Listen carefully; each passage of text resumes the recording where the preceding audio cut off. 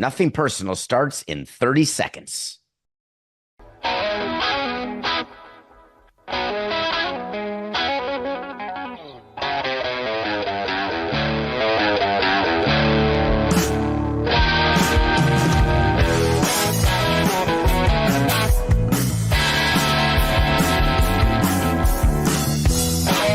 It's just business. This is Nothing Personal.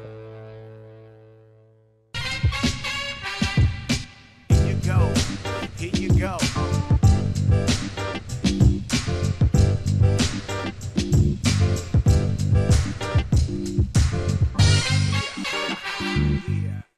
Unacceptable. That's the Nothing Personal word of the day. It's Monday, May 12th, 2025, and we have heard from the owner of the Colorado Rockies that the play of that team this season is unacceptable. Therefore, we're going to fire our manager and our bench coach. Not just any manager, but Bud Black, one of the best managers in Major League Baseball. Granted, he was on the last year of his contract after signing a one-year extension, but the Colorado Rockies have been historically awful this year. That's what unacceptable is. It's too bad to be accepted, approved, or allowed to continue. Not satisfactory, not allowable. Dick Monfort gave a statement after firing his manager, and the Rockies are interesting.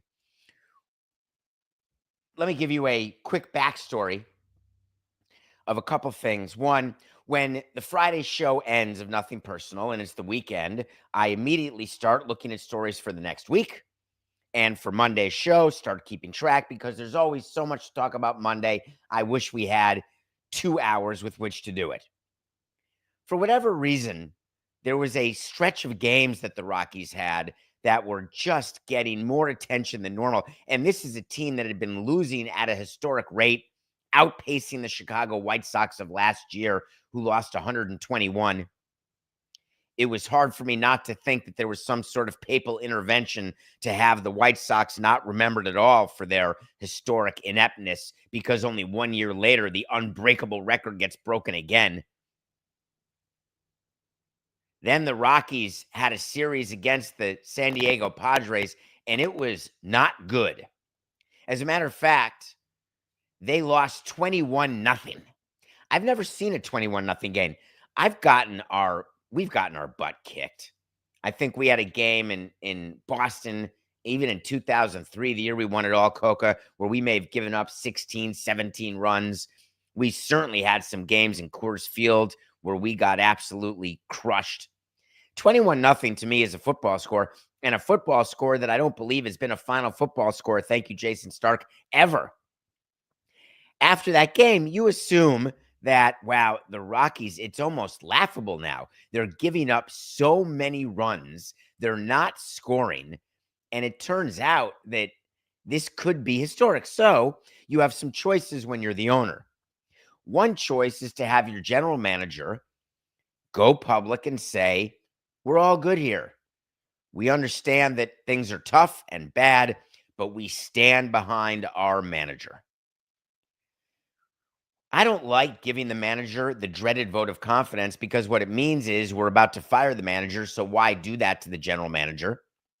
Sometimes the general manager wants to give the vote of confidence because it's the GM who has to sit with the manager in the clubhouse before and after every game, travel with the manager. The manager knows things are bad, but doesn't want there to be any interpersonal issues, any sort of tension in the clubhouse. So you go public saying, hey, everything's great.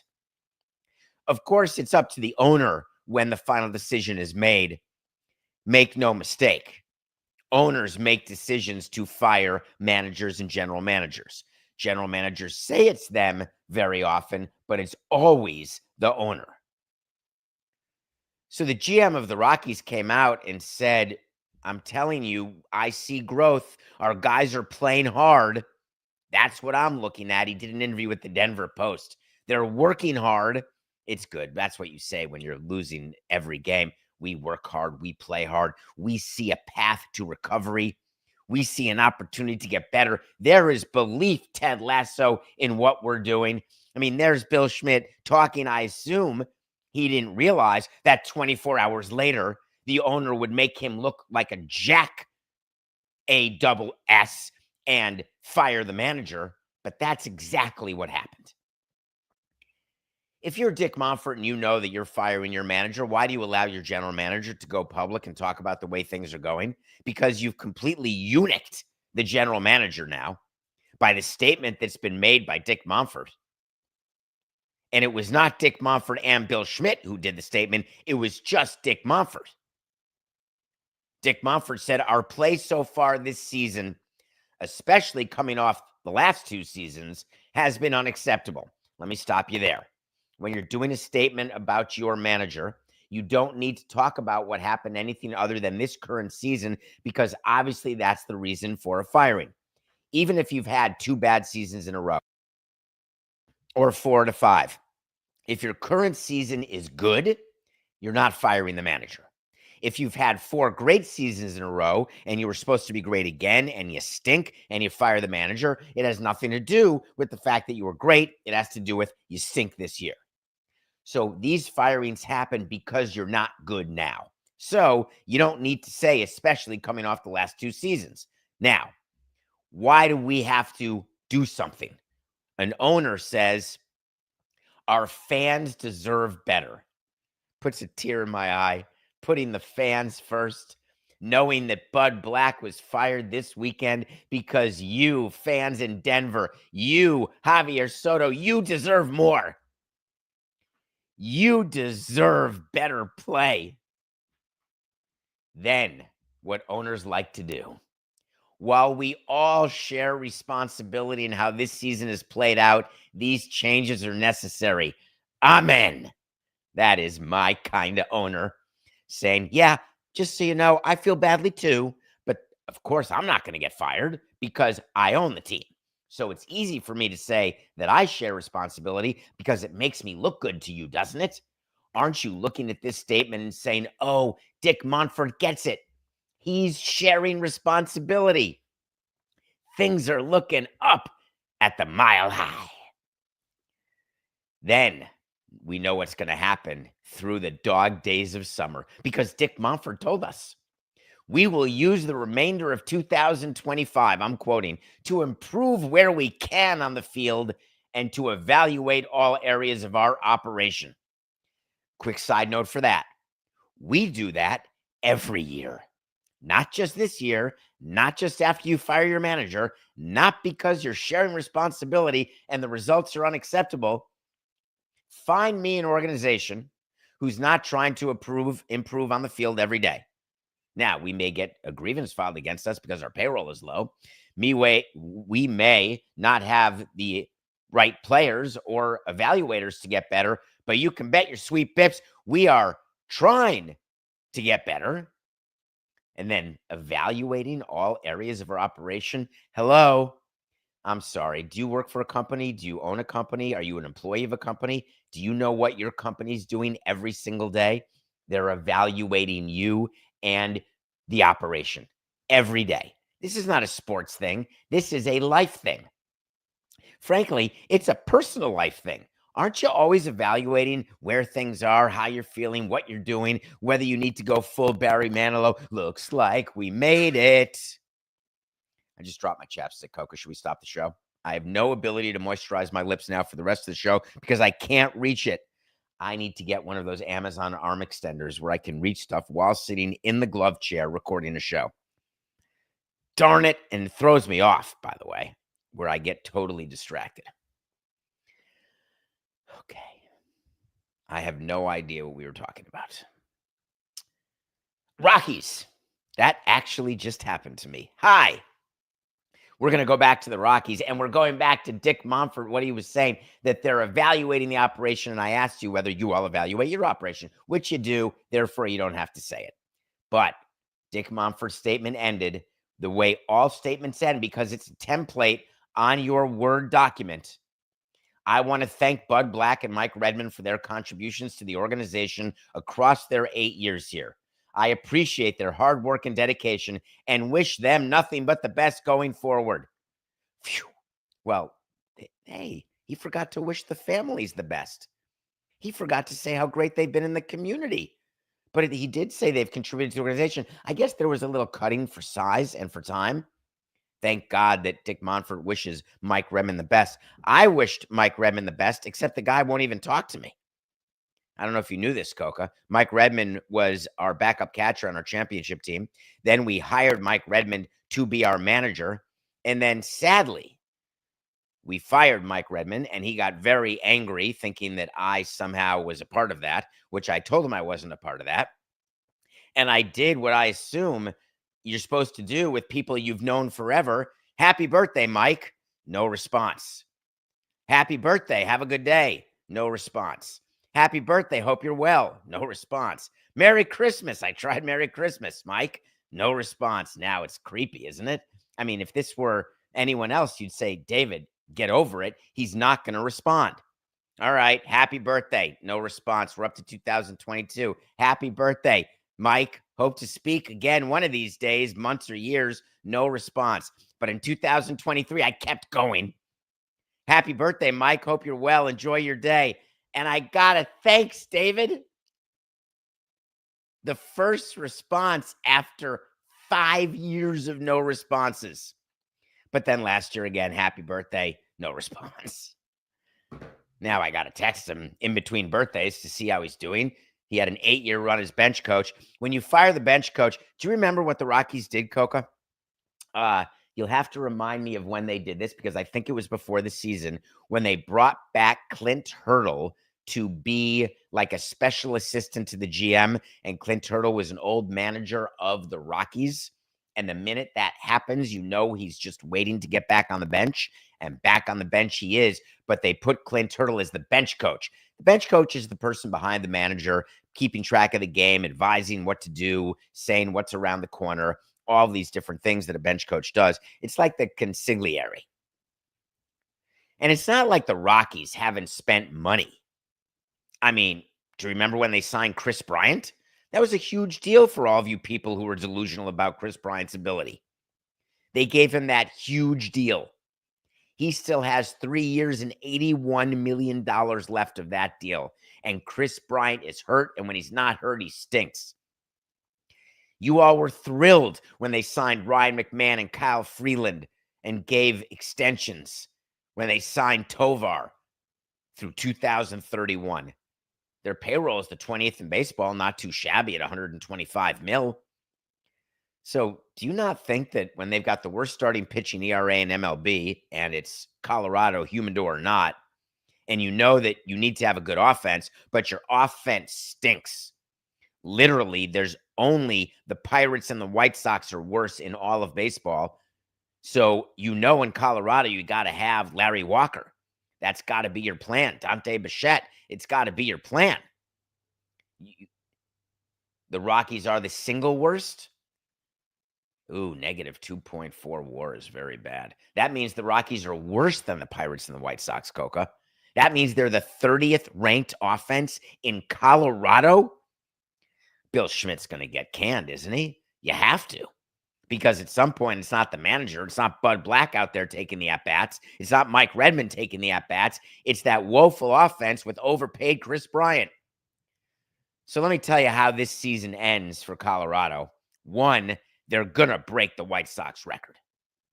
Right now, they have, I believe, tied with the Orioles, the worst start for their first however many, let's say, 40 games. I think they're 8-33. So that's 41, something like that. They were 7-33, which is as bad as the Orioles were, which is the worst. I would assume that they are going to lose more than 121. So, Coca, let's make that an official wait to see. Wait to see when we tell you something's going to happen, and then we'll revisit it. The Rockies will break the White Sox record and lose more than 121 games. Second thing that'll happen, not a wait to see, but just know when your offense is this bad and you're pitching and you fire the manager and you break the record, that's going to be it for Mr. Schmidt, because it's going to eventually be about Schmidt.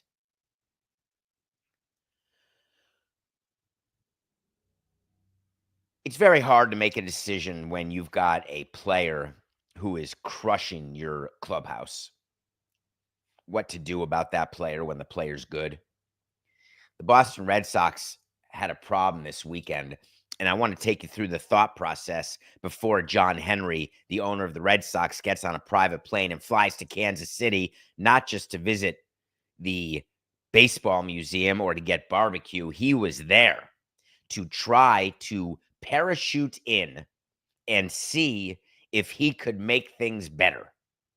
Last week, we covered in depth Rafael Devers and his lack of desire to play first base, his critiquing of the organization, specifically of the president of baseball operations, Craig Breslow.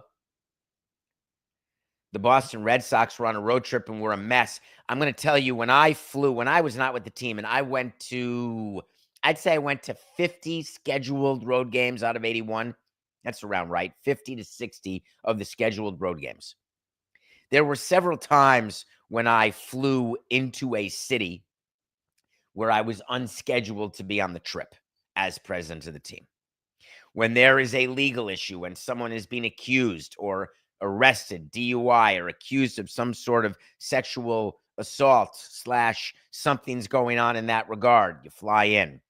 When you need to fire your manager, you fly in. When there is something going on with a player and a disciplinary issue, you fly in. There are certain things that have to happen. Not when a player's going to get 3,000 hits, you fly in. That's the positive side. When you go to Denver and watch Ichiro get his 3,000th hit with an unscheduled trip. If your team is going to break a record of some sort, or a player is going to break a record, that's the positive part, unless it's a bad record, in which case I would fly in. The owner would not. The owner flew in very infrequently. John Henry flew in because he thought that he would find a way to make it better with Devers, because he was the one who agreed to the deal with Devers that he signed, that $300+ million deal that will turn out and is turning out to be a nightmare. So John Henry mistakenly thought that because I was the last one and the one able to cut the deal with Devers, that I've got some sort of very close relationship and I can fly in and I'm going to make everything okay. So he got on a plane with the president of the team, Sam Kennedy, and Craig Breslow. They fly to Kansas City, and then John Henry meets alone with Rafael Devers, and then doesn't talk to the media, but has Craig Breslow talk to Nesson about what went down. And he admitted that John and Sam and Craig Breslow flew to Kansas City. He said that it was John who spoke to Devers alone. Side note, never let your owner speak alone to a player, because you will get 7 different stories about what took place. The agent will have one, the player will have one, the clubhouse will have one, the owner will have one, the president and GM will have a different one. That's only 5. I could come up with 2, but we only have 32 minutes left.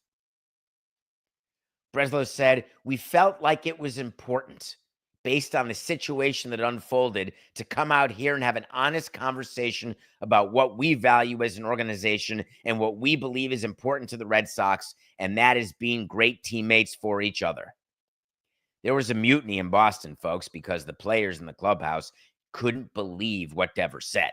They couldn't believe that you had a player who just came out and said, "I'm not leaving third base. Fine, I'll be DH. I'm not leaving DH to become a first baseman. I don't care that you need that. You can't ask me to keep switching positions." So that's the message from John Henry. Hey, Rafi, we need your help here. We really would like you to be a little less public, and we'd like you to be more about the team.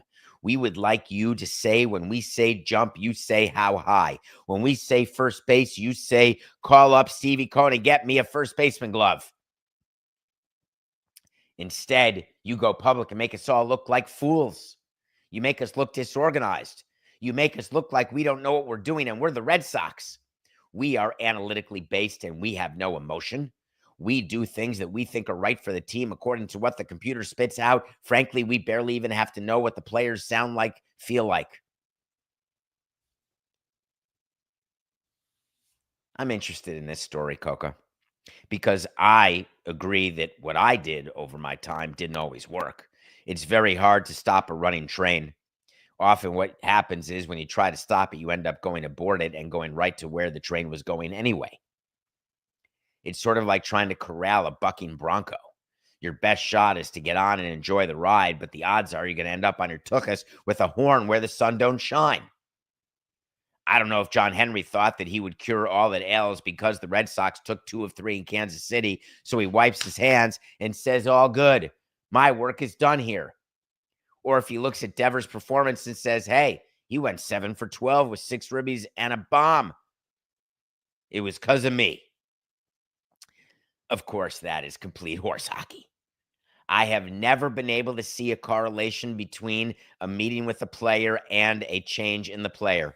Just like a meeting with the front office, when players choose to do that, the front office doesn't often say, oh, you're right, we do need the cryo chamber. My bad. Oh, that's right, we should get a better plane. My bad. You rarely see it work that way. While the Red Sox do have plenty to play for. That is for sure, especially because they're my pick to win the pennant. And it's not like the Yankees are running away with the division. As a matter of fact, all of this craziness is going on in an American League East, which is extraordinarily tight. The Red Sox are only 2 games back of the Yankees. Now, of course, they're only 1 game in front of Toronto and 3 games in front of Tampa. But still, I can't believe, Coca, that it is May 12th. And we are talking about the AL East, and the Orioles are not even mentioned. Wow. We'll see what happens with the Red Sox going forward. Hope you had a good flight to Kansas City. I'm having trouble with the Knicks Celtics series, as I think many of you know. I don't think that's a surprise to you. I've had trouble with the Knicks picks. I'm picking against them, and then they win. I pick them, and then they lose. I really have struggled, including this weekend. But when I watched the Knicks Celtics game 3, I must tell you that I tried something that I had not tried in, I would say, since 2000. Really, God, it's been 25 years. I tried, Coca, to be a fan. I thought that I had a chance to watch game 3 in New York. I didn't go to it, but it's Saturday at 3:30 p.m. It's a beautiful day outside. I finished doing my outside stuff. I'm at 3:30, ready to go. Don't care about the pregame, not interested, but I wanted to watch the game. I wanted to feel like a fan again.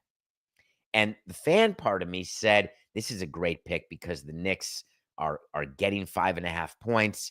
I feel like this is good for nothing personal pick of the day. I feel like the Celtics just have a problem. It's at the Garden. The Knicks aren't playing great at the Garden, but this is different.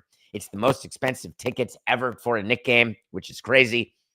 And they have an opportunity to end the series. And I say that because in the history of the NBA, if you win game 3 after winning the first 2 games, it's over. No NBA team has ever come back from down 0-3. So it's literally a game 7 because if the Red Sox win, 4-8-69. If the Celtics win, they're down 2-1. They'll have some sort of momentum going into game 4. They win game 4. It's back to a 2 out of 3 series with them having the home court advantage. And the entire excitement of the Knicks winning the first 2 on the road has gone poof. But if you win game 3 and you're up 3-0, it's dominant. You're winning the series. So I thought for both teams it would be very exciting until the game started. And all of a sudden, the Celtics are hitting their 3-point shots. The Celtics ended up shooting 50% from 3. They shot better from 3 than they did from 2. They were on fire, all of them. And when the Celtics do that, like they didn't do in games 1 and 2 against the Knicks, they're going to win, which is why I'd said to you all, don't look at games 1 and 2 what is going on with me today? I've got Monday brain. Don't look at, but I'm getting the cities right, which is weird. Don't look at games 1 and 2 like it's the Knicks who won. You have to look at it that it's like the Celtics who lost. And what we told you is if the Celtics shoot as badly as they did in game 1, 3 more times, the Knicks are going to win the series because, frankly, your synagogue team would win that series. Game 2, it happens again. It can't be. Well, if it happens twice more, it's done. Going into game 3, you're thinking, It's happened twice. How about a third time? And then the Celtics said, well, we're a little more relaxed on the road.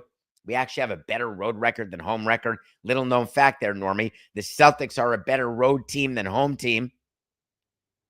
Won 33 games.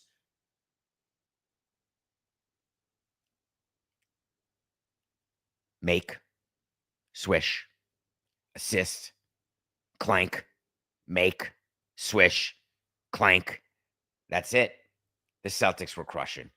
They had their third 20-point lead in as many games. And this time, the reason why the Knicks couldn't come back is the Knicks were not making shots they were making in games 1 and 2, which took a Billy Crystal and Carol Kane-like miracle to come out on top of those 2 games. And on top of that, the Celtics decided with the lead, we can still attack the basket. Let's not get in the habit of just shooting ridiculous threes with 20 seconds left on the 24-second clock. And let's try to protect the lead and be smart and maybe even build it, which they did. And that's it. Which leads us to Game 4 tonight. Game 4 tonight is an interesting one because if the Knicks win, they're up 3-1, and they've got 3 chances to close it out, but the series is not over. If the Celtics win, as we discussed, you're tied at 2, and we're done.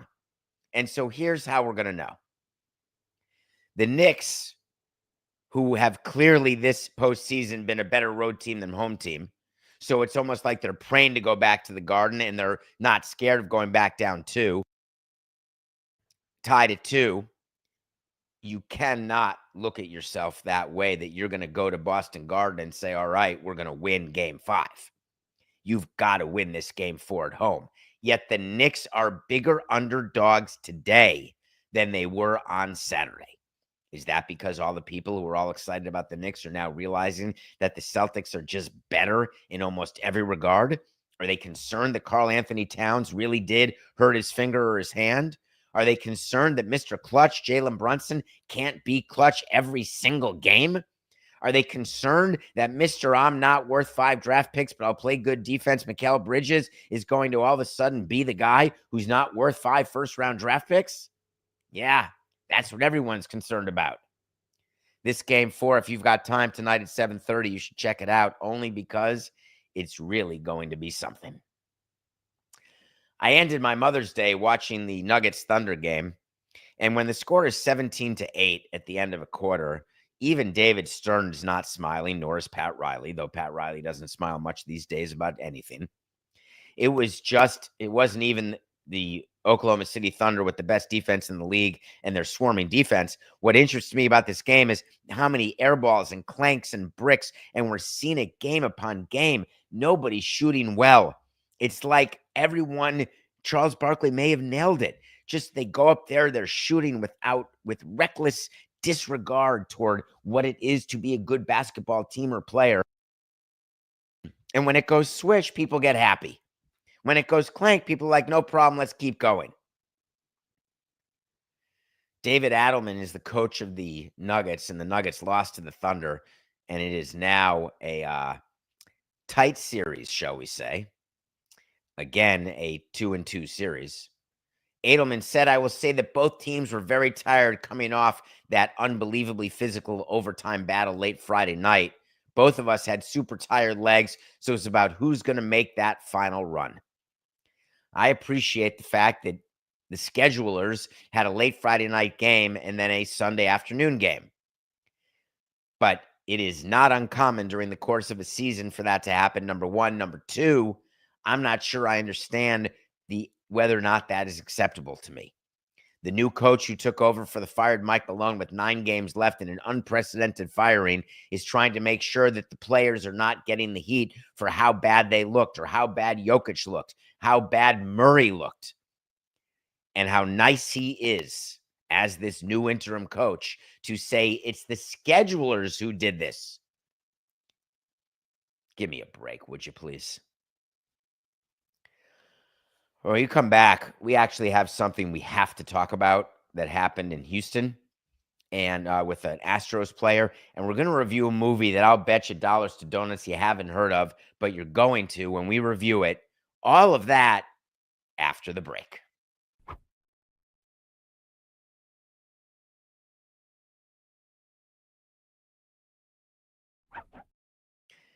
Welcome back to Nothing Personal. Thanks for being with us. It is Monday, May 12th. We only have 3 more Mondays till June 2nd. 2 more after this. We love coming at you live every day, 8 a.m. Nothing Personal with David Samson YouTube channel.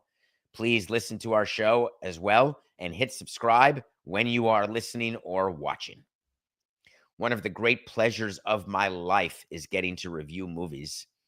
And I spent this weekend, Coca, in addition to watching sports, but I'm looking now at the list of movies that I watched this weekend. And there was a selection of them, small budget, little known movies that you may not have heard of, but I'm here to have you hear of them. And it just so happens, it had nothing to do, although, do you think my algorithm, when they say movies you'd like, does my algorithm know about Nothing Personal and know about the number of times I talk about the Aths in Sacramento? Because it suggested a movie to me called Sacramento, which I'd never heard of. And I didn't know the name Michael Angarano until I saw the face. And then I said, that's the little kid from Almost Famous. And of course, Michael Cera's in the movie, who gets the benefit of my doubt. Kristen Stewart, is there a chance that this could be like Adventureland? Turns out Sacramento is about a friend who goes to see a best friend, and they've grown apart over the course of becoming adults, and they try to take one more road trip together, almost under false pretenses, practically false imprisonment. Kristen Stewart was horrifically underused in this movie as the pregnant wife of Michael Cera. Just not the Kristen Stewart that I'm used to. Michael Cera, we know, is the character he is. He's sort of the, yeah, I don't quite understand why you're making me go to Sacramento, except I think that there are some nefarious thoughts in your head. And by the way, I'm married and I'm faithful, so I don't want to cheat. Meanwhile, Michael Angarano plays a character whose father died either a month ago or a year ago, we're not sure. And they're on a quest to spread his ashes, except we learn early in the movie that his ashes are a pile of dirt from outside a gas station. Or are they? What an interesting best friend movie. So here's who would like it. Do you have a best friend in your life who is your historic best friend from when you were kids, but isn't really your best friend anymore, but you know very well that in a pinch, in an emergency, that best friend would be there for you, NMW, no matter what? Do you have a situation in your life where you're trying to be found, where you're trying to live a certain way, but your old friends and some of your new friends are living differently because they have kids and you don't, or you're married and they're not? And you're trying to figure out, how do you mesh? How do you find the intersection of your friendship in order to create today's friendship? How do you do it? I thought Sacramento did it beautifully. It's a movie called Sacramento. You can get it on a service. It only got a 5.9 on IMDb, but that's because the people who watch the movie really have no emotions. They're made of wires, and they have no idea that it's about the life of two best friends. Can we all agree that sports is entertainment? Or is sports business because of gambling? Or is sports business because of the valuation of teams, of the P&L of teams, of the people who own teams, and the fact that they're titans of industry? What do we want to say sports is? Because I'm good with whatever you say it is. It doesn't bother me if you use it just as a distraction. It doesn't bother me if you use it to make a living. It doesn't bother me if you are so emotional about your team that your day is ruined because your team loses. All of that is fine. Here's what's not fine. Coca's going to show you video of a Houston Astros pitcher named Lance McCullers. You may know him because he pitched in the World Series. You may not remember him because he's been hurt. Well, he's back. And he was part of a game this weekend where the Astros gave up 10 runs in the first inning at home against the Cincinnati Reds. It may have been on the same game where the Padres scored 21, the same day that the Padres scored 3 touchdowns against the aforementioned Rockies. But listen to what Lance McCullers Jr. said after the game. Understand, people are very passionate, and people love the Astros and love sports, but threatening to find my kids and murder them is a little bit tough to deal with. So, just as a father, I think there have been many threats over the years aimed at me mostly, and I think actually one or two people have, from other issues around baseball, actually had to go to jail for things like that. But I think bringing kids into the equation, threatening to find them, or next time they see us in public, they're gonna stab my kids to death. Things like that is tough to hear as a dad. Help me here, please, because I've got a bit of a blind spot, and I want to say a few things here. And I guess there's another side where you'd say those people have freedom of speech, which they don't, or you'd say that those people have mental health issues, which maybe they do, and that it is incumbent upon our society to deal with their mental health issues. Okay, you want to say that? Let me tell you what I want to say. I don't care one bit about what the situation is with the people who are making the threats on Lance McCullers' children. I don't care. None of it will be instructive to me or inform my opinion any differently than it is right now. When these people are found, and believe me, they get found. I've had many death threats in my career when I was running the Marlins. We would call our residential security advisor, Big John. Big John would then speak to the Department of Investigations within Major League Baseball.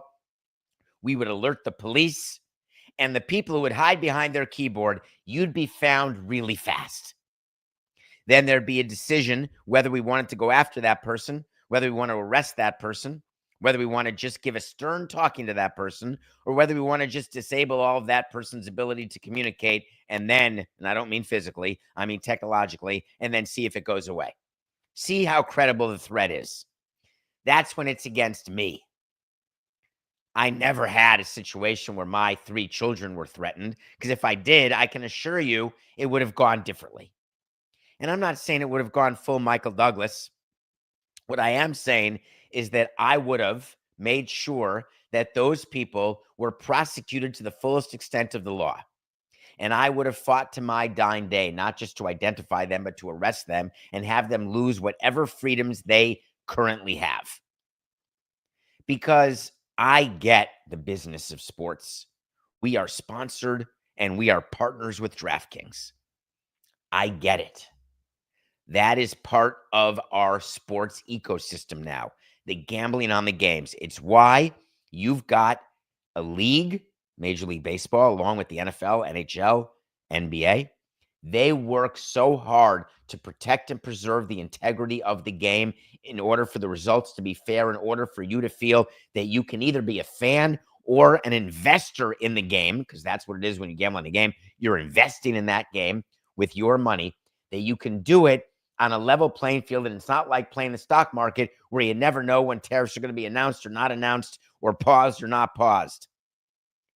The integrity on the field is making sure there is fairness. Do you know what DraftKings can't do? Or me as president of a team, do you know what I can't do?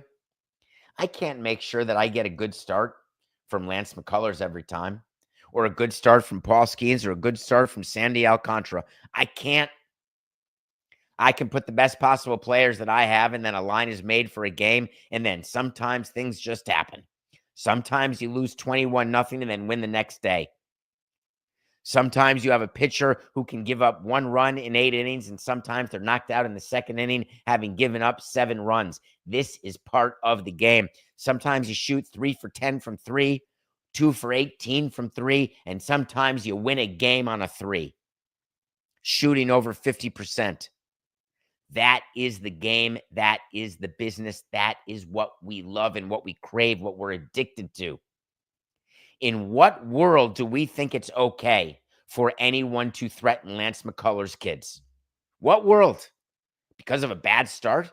I'm sorry. Tell me what he would have to do to have it merited a threat against his kids. Is it 2 bad starts in a row? 30 bad starts? Is it someone who hits below 200 for an entire season?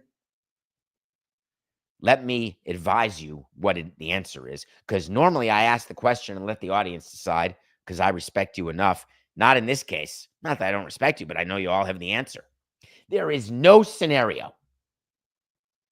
There is no lack of performance. There is no bad beats. There is nothing that can happen on a field where children get threatened to be stabbed. I can only assume that the Houston Police Department and MLB security are working to remove the freedom of the people who did this, regardless of age. Joe Espada had to protect his player. He had to talk about this. He had to admit how unfortunate it is to have to deal with this. He had to acknowledge that Lance McCullers hadn't pitched in 2.5 years and that it's going to take a little bit of time to get him going, and that's fine. Well, here's the thing, and Joe Espada knows it. It doesn't matter how much time you've missed. It doesn't matter how bad your performance is. Under no scenario, none. Stop. Tonight at 7 is the NBA draft lottery. Do you know that the New Orleans Pelicans have a 12.5% chance of getting Zion Williamson? Do you know how excited they'll be if they can possibly win the lottery and draft Zion? It'll make their day. They're going to cheer. They're going to sell season tickets. They're going to have a camera on the sales force for when they win the lottery and draft Zion, that they are basically saying, we have written our ticket to financial freedom. We have written our ticket and found our path to championship basketball. That's what's going to happen. Now, take out Zion Williamson, put in Cooper Flagg, and you've got tonight's lottery. Yes, that's right, the Duke freshman. He is going to be a member of the Utah Jazz tonight, or the Washington Wizards, or the Charlotte Hornets. What about those Pelicans? Maybe even the Sixers, oy vey, or the Nets, Raptors, Spurs. How about the Rockets? Not good enough to be the number 2 seed when you've taken advantage of a new owner, Matt Ishbia, and you get to get the Phoenix Suns pick. You think that trading 5 first-round picks away, just you forget about it, doesn't much matter, and then your team doesn't win, your team stinks, you don't make the playoffs, and then you don't get your own lottery pick? That's where the Suns are. The NBA changed it so the Utah Jazz, with the worst record in basketball, do not have the best chance of getting this year's Zion. They've got the same chance as the 3 worst teams, which are the Wizards and Hornets. Wow, it just seems like we keep repeating that year after year. Coca, can't tell because we're during the show. I get it. Who had the 14% last year? If we can maybe check on that and maybe enter it in the chat or ask on Nothing Personal with David Samson live chat that's happening. The lottery last year also had 3 teams, 3 worst records, 14% each. I want to say it may have been these exact 3 teams, which would be weird, but maybe true. Who's going to get Cooper Flagg? Nothing Personal pick of the day. I told you we had the Knicks. They lost. It was Corbin Day Friday. The Texas Rangers had to fire their hitting coach. They're starting to hit a little better under Brett Boone, so it's got to be the hitting coach. But we did have Scubo, who is historically good. You're looking at a guy who's got a great chance to repeat his Cy Young if he keeps doing this for 5 more months, which is hard to do. So we went 1-1. We're 55-59. I'm going to watch hockey and basketball tonight. And yes, it's true. I'm taking the Knicks again. I'm going to take the 6.5 points. And I'm going to say to myself, are the Celtics going to really shoot from 50% from 3? Are the Knicks going to be so bad? Or can they at least get a close game? They've been playing close games except yesterday. That's why we're going to take it. Knicks plus 6.5. Hockey. Shout out to my friends in Vegas. Are you excited? Big game. Vegas has a chance to even the series. But McDavid and Drysdale. Drysdale? I got the name wrong. That's Don Drysdale. Drysdale? Draisaitl. Thank you, Coca. Did you see Draisaitl's own goal at the end with 0.4 seconds left that gave the Vegas Knights the victory? That was a Saturday night game, or I can't remember which night, but it was so exciting. I assume it was Saturday. It somehow caused the Oilers, are only minus 130, odds subject to change, to beat the Vegas Knights and take a 3-1 lead, which they're going to do. So we're going to take the Oilers and the Knicks. The Pistons had the worst record in the NBA last year. What a turnaround. Wow. Look, you can do it. Good catch, Coca. All right, let's talk about this. In the next 5 minutes, I'm going to give a caveat for all of you fans of Pablo Torre out there. Pablo Torre Finds Out is a great show of Metalarks. You can catch it. You can catch us on it every once in a while. John Skipper and I do the sporting class as part of Pablo Torre Finds Out.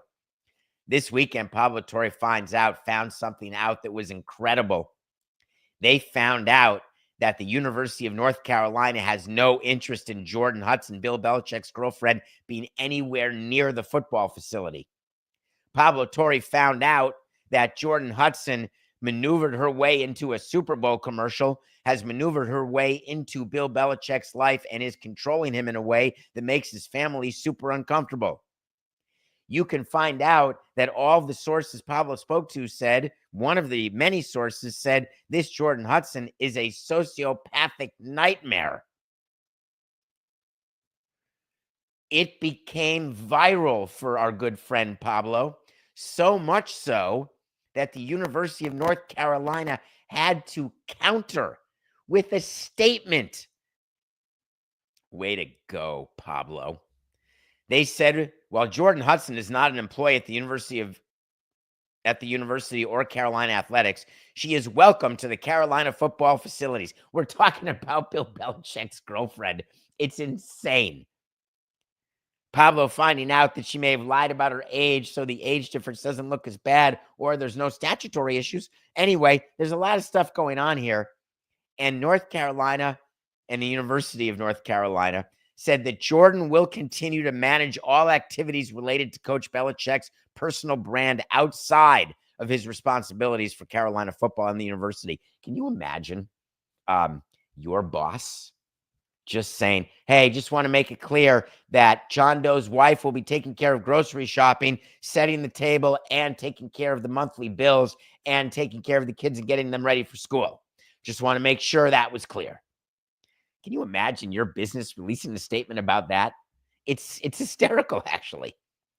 UNC wants to make sure that we know that Bill Belichick's girlfriend is managing his activities. Yes, that's good to know. Basically, they came out and said that what Pablo Torre said was wrong and that Pablo Torre's sources were wrong. So what do you think Pablo Torre did? He releases a statement saying, I'm sorry, I am sticking by my sources. That's their story, and I'm sticking to it. And so he tweeted that the University of North Carolina can choose to describe or change its position on Jordan Hudson's involvement however it wishes. Following the publication of our episode, Pablo Torre Finds Out. We requested comment and filed dozens of Freedom of Information Act requests that were not satisfied, and we stand by the specific reporting in our episode, which came from the highest levels of the football program. Uh-oh. Pablo, are you releasing your sources? You would never do that. What's the highest level of the football program? Is that a starting safety? Is that the GM of the football program? Is that the biggest booster of the football program?